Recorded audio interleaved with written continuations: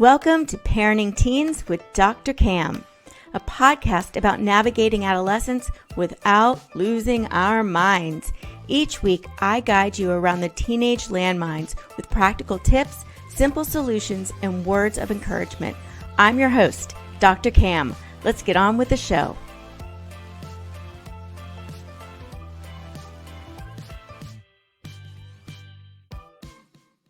Welcome back, amazing parents. In this episode, we turn the spotlight on a critical issue that demands our attention: teen suicide. The latest stats are a stark wake-up call, revealing that it's the second leading cause of death among adolescents aged 10 to 24 in the United States. This underscores the urgent need for effective prevention and support. Joining us today is Suzie Bartel, the visionary founder of the Ryan Bartel Foundation, a nonprofit dedicated to providing proactive programs for teens and parents. Suzie is going to enlighten us about the two vital factors that make a real difference in raising happy and resilient teens. Together, we are both on a mission to prevent other families from enduring the pain associated with teen suicide. Welcome, Suzie. It's so great to have you here. Thank you so much for having me, and it's a real honor to be here. Oh, it's so great. And I first want, Suzie, I want you to share a brief backstory, because I know this is seriously inspires and what is the heart of everything behind the Ryan Bartel Foundation. But can you share a brief backstory about the foundation? Of course, yes. So we started the foundation back in 2015, and it was simply because the year before, and it was exactly 1 year later, we had lost our oldest son, Ryan, to suicide. He was 17 years old. He was actually just starting his senior year of high school. And he had, a number of years of depression and difficulties, various challenges.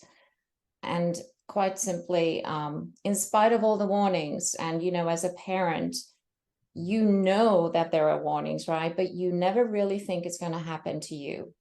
Oh. But unfortunately, it did. So, a year later, I think, that whole first year, you kind of spend most of your time in a bit of a fog, because you're partly in shock. That's just I think your body goes into that mode of trying to protect itself from the shock. And everything's kind of it's a little bit misty for me exactly what was happening, because it's just a very dark period in my life. But as we emerge from that fog, I really needed to do something. I couldn't just sit back and just do nothing, because that's just not who I am. I'm a problem solver, and I like to kind of grasp problems, and I want to try and fix them. So I just set about deciding to listen to a lot of Ryan's friends, because we were being overwhelmed with visits from a lot of the friends that he had made, who were just coming to see us. And I think they felt like a bit of a connection to Ryan through us. And the amazing thing that was happening was that they were opening up to us and sharing their own challenges that they were experiencing back at home, at school. And that even propelled me even more, because I felt, okay, no one is listening to them. We have to start listening, and we have to start giving them what they need. Because I think most parents who've experienced suicide, you can't get rid of the guilt, right? So you end up feeling like you were very much responsible. And instead of repeating the same mistakes, I wanted to make sure other parents didn't make the same mistakes that we did. Yeah. And I think those mistakes are things that there's no way to know what's happening beforehand. Everything is a lot clearer after the fact, right? And so it's easier to go back and go, oh my gosh, I should have known. But there was no way to know, right? I think there's a lot of things where we want to figure out, and I know what you do, is how do we help no matter what the outcome is going towards, right? Because there's no way to know one way or another. So there's things we can do that we all can do Yes, to help prevent that this is the track we're following, that's right? exactly right. Yeah. There are some really simple, fundamental things that we often forget about. You know, we live in a very hectic world. We are too busy, we are overscheduled, and we don't take the time to sit back and reflect on what are those things that our children really need. Yeah. I think I also see now a lot of parents, because these numbers are out there and because we are a lot more open about talking about mental health, and kids have the words now to explain it a lot more. I almost see some of the opposite too. So I want to help find the middle, where parents are so terrified and so afraid that they're paralyzed, or they're overprotective now to the point where the kids are like, back off, leave me alone a little bit, I'm okay. And parents don't trust that, because we hear so often kids won't tell us when they're not okay. And so our goal is to ask them constantly, which unfortunately doesn't encourage them to tell us what's going on, right? So we've got the parents that are unaware and think this isn't going to happen to me, that get completely blindsided. And there's the parents that are so paranoid that they're not able to breathe on a daily basis because they're worried this is going to happen. So, Suzie, what do we do in that middle ground where we're either too busy and we need to do something, or we're too freaked out and we need to do less but the right things? What do we do? So the listening part is so critically important, because we hear constantly through the programming that we do from teens who say that my parents don't listen to me. And even if they do have a conversation with them, we'll get comments like, well, my dad just wants to give me advice on how to fix things the way he would like to fix them, but that's not how I would do it. So rather than trying to guide every conversation with a solution, just sit back and let them talk, because they want to be heard. And being heard is such a simple thing to do, but we don't give them the time just to actually listen and be heard. Yeah, I hear a lot of parents saying, I want to listen, my kids won't talk to me. And my feedback on that, and I want to hear yours too, is that is a good sign that you probably aren't listening as well as you think you are. Yes, I totally agree with that. And, you know, I think it's just part of being a parent, right? Because when they're very little, our role is to solve problems. Yeah. When they become a teen, we have to let them find their own way. You know, they are already in the process of naturally exploring and figuring out who they really are.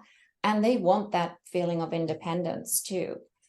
And we are very reluctant to let them have that, because we want to model them the way that we are as individuals, and probably to some extent the way that we were raised as well.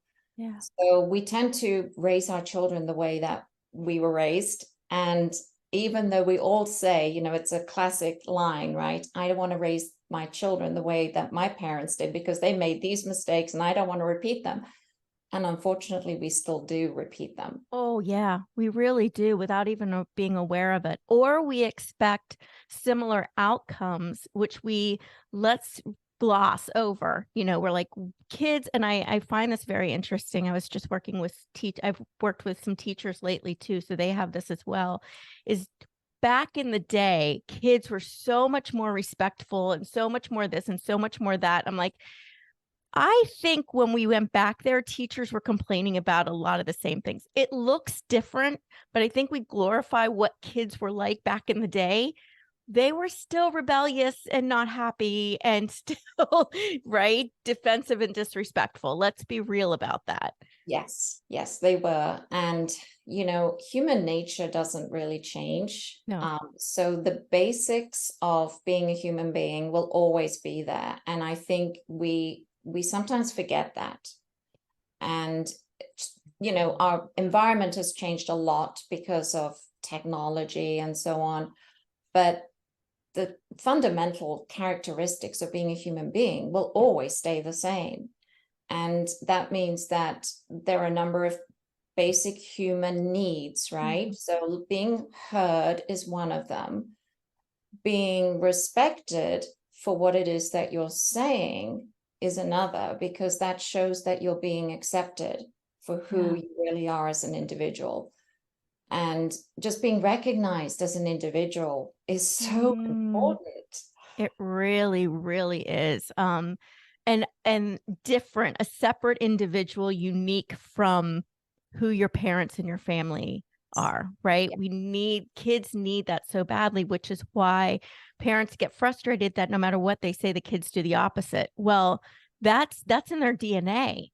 Like It is. when you say it, the opposite is the safest way to be different, That's right? exactly right. And no human being is the same, right? We are all different. And we sometimes forget that. Yeah. And, and therefore, we try and model our children to be like us, but they're not us. Yeah, thank And I think, goodness. yes. I don't need another one of me. It is, and valuing. I think it's also valuing. We often have expectations as parents, and I think the expectations put on us as parents is even greater than ever before too. Yeah. And we move, and that kind of trickles down to our kids. Not trickle, it dumps down on our kids, right? These expectations that we then have for them of how we want them to appear and be, to kind of reflect what we want to reflect to the world. And we often, if our kids are different from that, which typically they're going to be, we don't accept that. We want to change that rather than saying, let me understand who my child is, not create my child, but who is my child and what do they need most from me? Because my job as a parent is to parent and support that person, not create that person. And I think that's a hard thing for us to separate. It's letting go. Yeah. That's what's so difficult. And when we don't accept them for whoever they're trying to be, we're really focusing on the negative of Mm-hmm. who they are. And if you're on the receiving end of that, you can imagine what the repercussions are, right? Because then you start having self-doubt.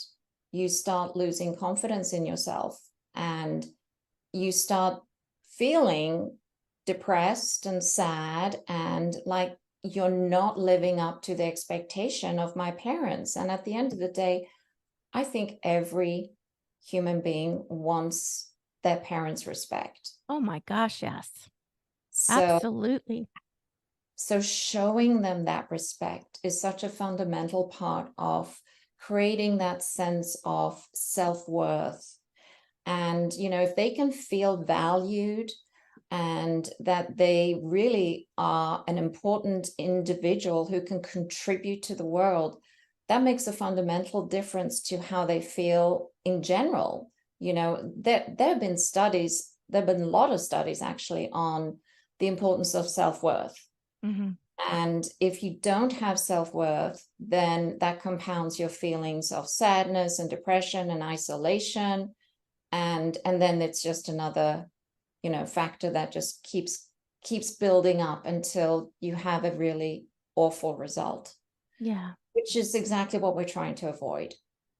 I think what's tricky, again, is that line between building self-worth and people feel like they're falsely building up their kids or creating entitled, disrespectful, selfish kids, right? So I see this fear of going, well, if I coddle them too much, or if I give them too much compliments, they're going to be delusional or not kind, or all of the other things we're afraid of.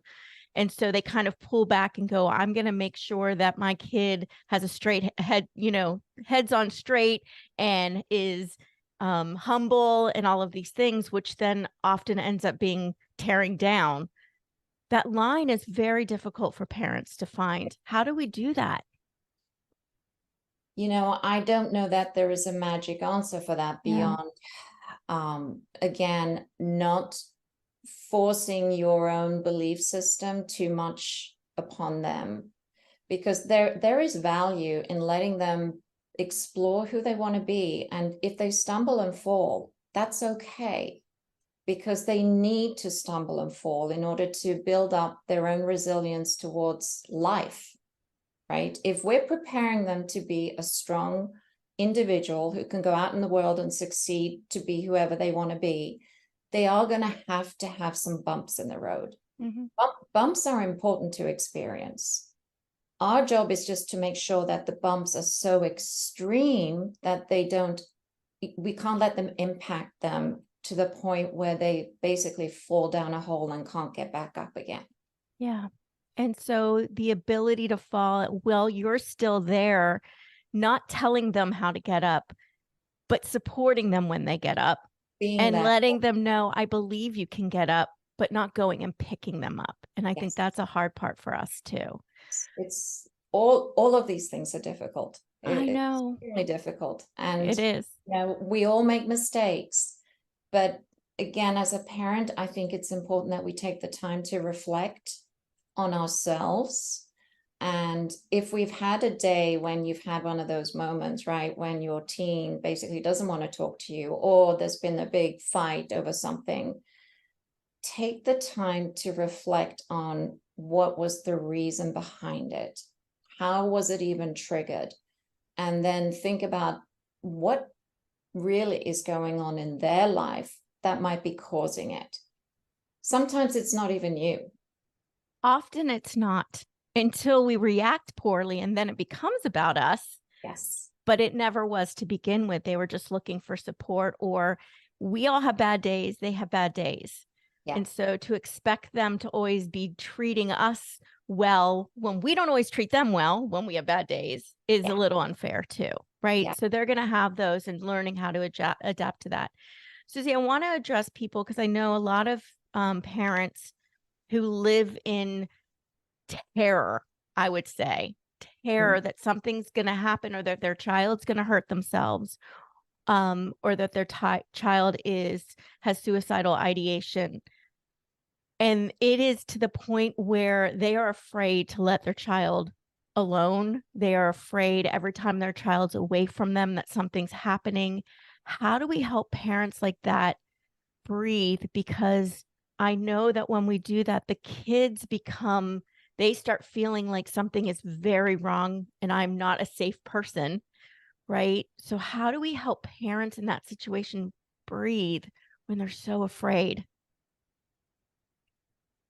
Well, I'm going to say one thing about that, which is that not all parents take it seriously enough. It is a Yeah. serious situation when your child is telling you that, or you're seeing the symptoms of severe depression, because if you leave them alone when they're that extreme, that can potentially cause something terrible to happen, right?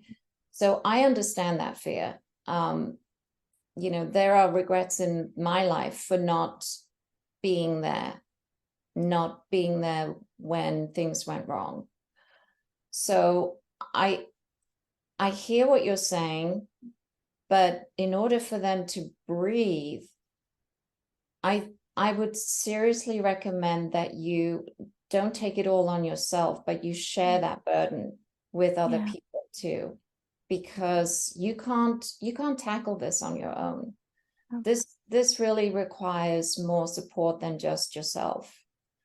And I would really urge you to obviously see a professional for some help and get some immediate help, some intervention to just help you get through this period in this very difficult period of both yours and your child's life. I don't think you should ignore them. No. The signs are there, and you need to take them seriously. I've had teens call me because a friend of theirs is, in their opinion, suicidal, and their parent won't listen to them. Mm. See, it can go the other way. Yeah. So it scares me as well, right? Because I Yeah. get those calls, and the first thing I will try and do is to find out who is the parent, because then I will call them Yeah. and I will tell them that please take them to see somebody, take them to ER if you have to, but you need to pay attention. And it really comes full circle back to listening again. It does. And I think what's important too for parents to realize, because I think some parents don't pay attention because they start feeling like this is a reflection on me and I've done something wrong, when having a child that is depressed and dealing with this is not all the parents' fault, right? So I think parents feel like, oh my gosh, it's all my fault, where there's so many different things that are going on. And there's just a whole, I mean, it's even in the brain, it's chemical. There's a lot going on. And so what you're saying is, if a child says something, and first of all, we've also known that it's very, very, very rare that kids will make stuff up like this. Yeah. It is Right. far more common that they say something and that they are ignored. So a lot of parents will say they're just trying to get attention. I hear that a lot. They're just trying to get my attention. They're trying to manipulate me. They're trying to make me give in. And then my question to them is, why do they need to go to this extreme? If you believe that, why would they need to go to that extreme to get your attention? Yeah. That still means they need your attention, right? So give it to them. It is Yes. not, you're not giving them something they don't deserve as your child. They Yeah. deserve your attention, period, end of story, They right? they they absolutely do. And spend more time with them, because that attention that they're seeking means that you really need to do more than just pay attention to them in that moment, right? Yeah. Find other ways to connect with them. Figure out what things can you do that make them happy. So it's not about what makes you happy, but what makes them happy. That's big. Yeah. A lot of kids don't want to spend time because parents have very strict guidelines of what that time looks like, what they do, how they need to behave, how they need to do everything. And it makes it so that it's not even something the child is interested in doing. Yeah. So if we want to spend time with our kids, we have to do it on their terms, which might mean playing some video games that you don't enjoy, or talking about topics that aren't seriously interesting to you, but they're interesting to your child. Exactly. Yep. And, that really does come back to the fact that if you have a child who's very different from you, then you might struggle finding that common ground. But there's always something. Yeah, there is. Got to keep looking. Yeah. I always share this story because I loved it so much. Was we were waiting at stage door at in Broadway, which, if anybody knows me, they know my daughter is like huge Broadway fan, right? Of course I am too, so it makes it easy. But it was freezing cold. It was like midnight. It was in the middle of, it was like February, and we were waiting and waiting. And I saw this one man standing there with his baseball hat on and just did not look like a typical Broadway follower. Let's just say that, right? Whatever that is. And I said, do you really love Broadway? You guys are staying out here this late too. And he goes, no, but my son does. And I love my son. There you I love go. my son that much. Yep. And that to me was like, because I was struggling to stay there and I wanted to be there. And I was like, oh my gosh. So that was the thing that he found that his son loves. And he's like, I'm supporting this. And that has stayed with me so much, because it wasn't a sacrifice to him. Right. It was this is an opportunity. And I could just see that in everything about that dynamic. And it was so cool. And so I think that's one of the things to think about. It's not about you enjoying it. It's about you learning to understand your child and finding those times to support your child. And that's when your child goes, they value me. Yes. That's when you feel valued. Yes, absolutely. Yeah. And it's rewarding, right? It Because you'll is. notice the change in them, and that becomes huge for you, because then hopefully then you'll do it again. Yeah. Yeah. Yeah.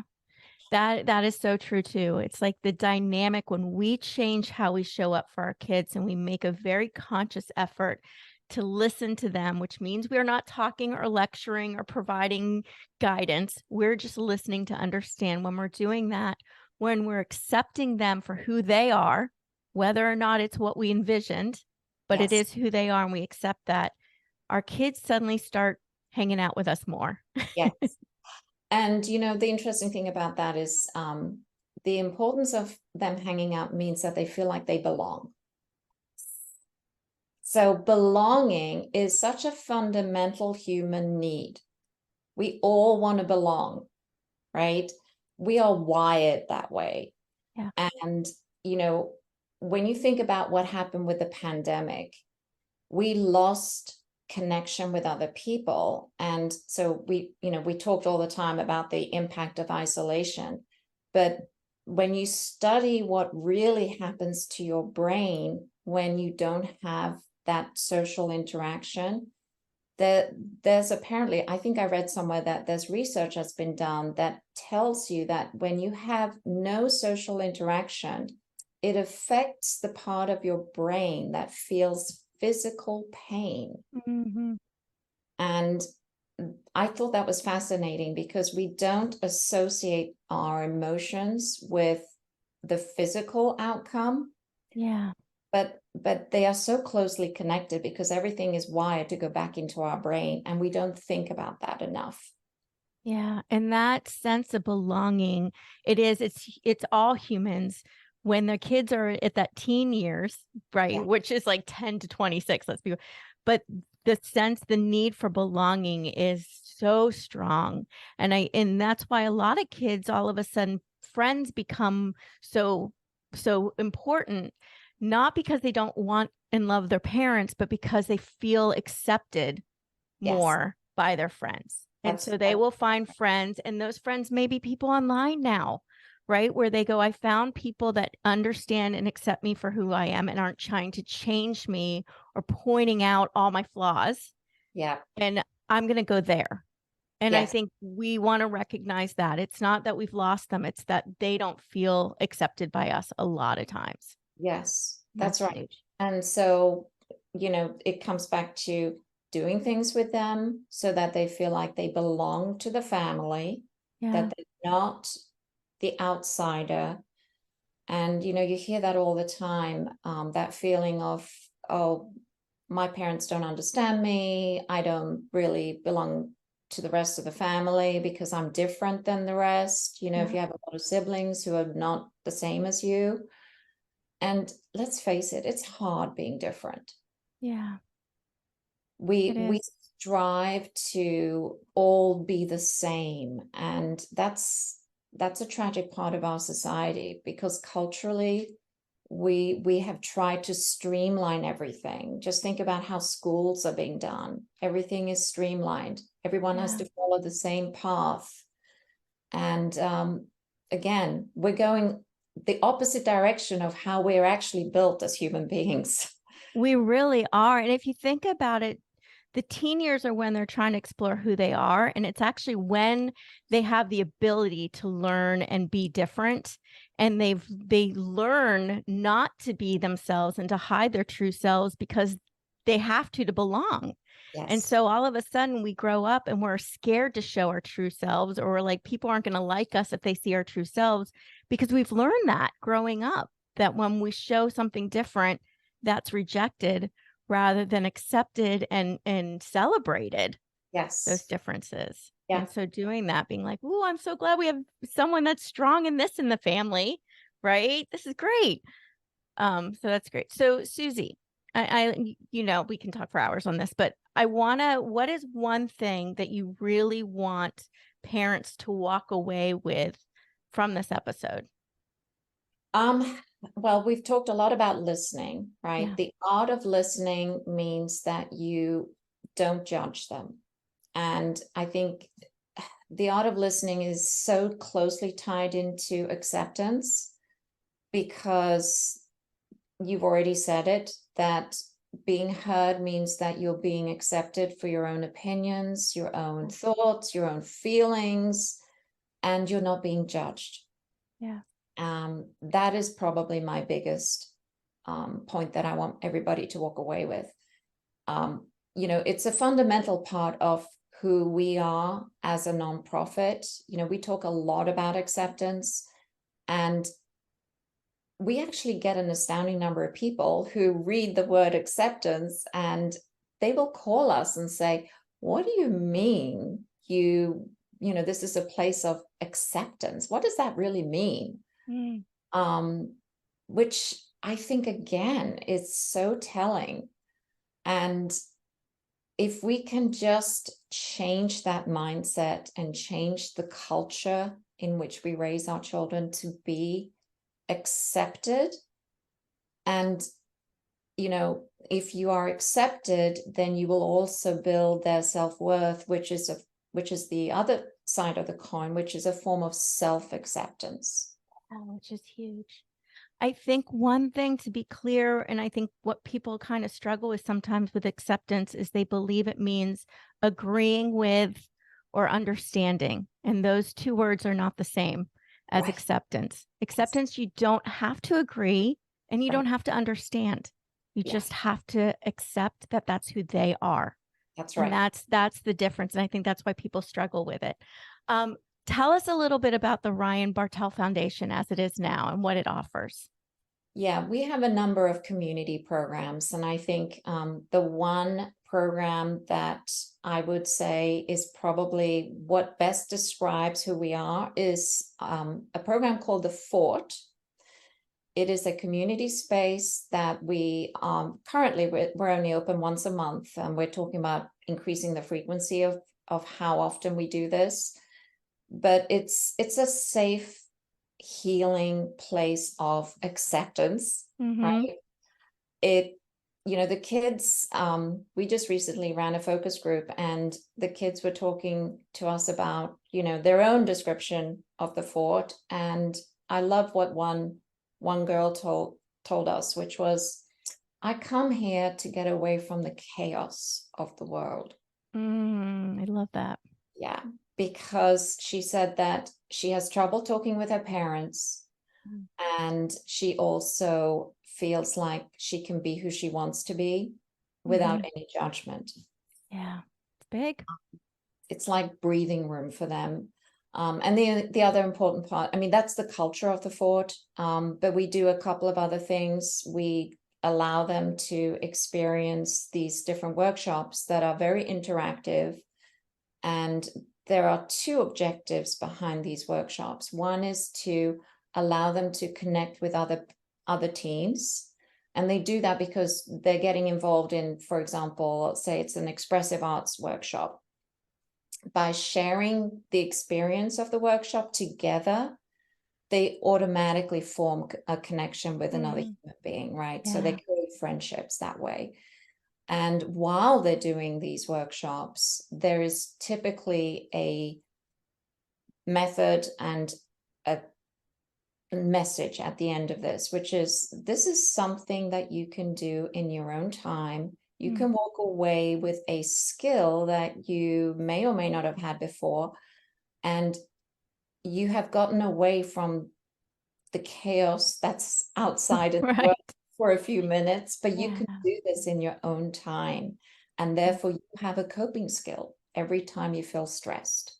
Yeah, it's amazing. Yeah.